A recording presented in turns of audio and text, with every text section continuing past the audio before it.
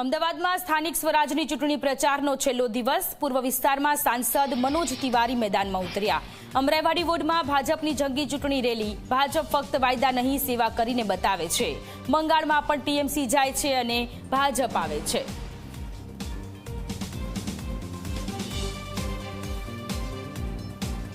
અમદાવાદમાં ચૂંટણીનો આજે આખરી પ્રચાર દિવસ છે. તેવા સમયે લોકપ્રિય ભોજપુરી કલાકાર મનોજ તિવારી અમદાવાદમાં પ્રચાર અર્થે પહોંચ્યા છે. ખાસ કરીને પૂર્વનો જે વિસ્તાર છે કે જ્યાં હિન્દી ભાષી મતદારો વધુ સંખ્યામાં રહે છે. આપણે સીધા તેમની સાથે વાત કરીશું.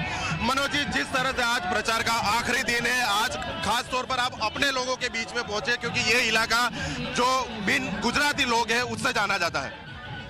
देखिए, गुजरात तो एक भारत का बड़ा सुंदर एक राज्य परिचय है भारत का, और हम अपने तेजेंद्र राम प्रताप सिंह, राकेश भाई, रेखा बेन, शीतल बेन, विष्णु भाई शर्मा, इन चारों ये मंच पे खड़े हैं.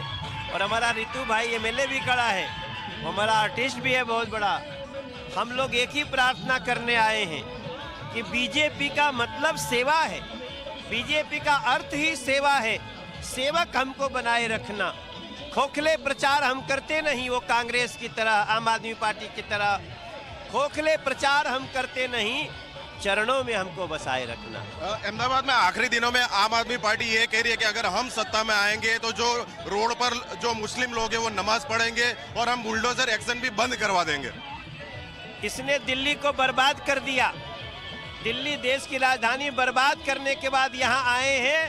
इनको तो कोई अपने यहाँ चाय भी ना पिलाए बिठा के. इतने खतरनाक है सब. आखिरी सवाल, बंगाल के और दूसरे राज्यों में जिस तरह से वोटिंग प्रतिशत रहा, क्या देख रहे हैं आप? बीजेपी आछे, टीएमसी जाछे. भाजपा की सरकार बनने जा रही है. नरेंद्र मोदी जी को धन्यवाद है, उन्होंने इस प्रकार से लोगों को जोड़ लिया है दिलों से. बहुत तो आ હતા ભાજપના સાંસદ મનોજ તિવારી કે તેમણે અમદાવાદના રાજકારણની સાથે દેશના રાજકારણની વાત કરી.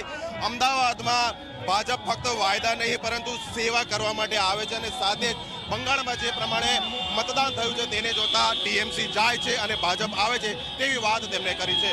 કેમેરા પર્સન એસપી શર્મા સાથે અર્પણ કાયદાવાલા, ઝી મીડિયા, અમદાવાદ.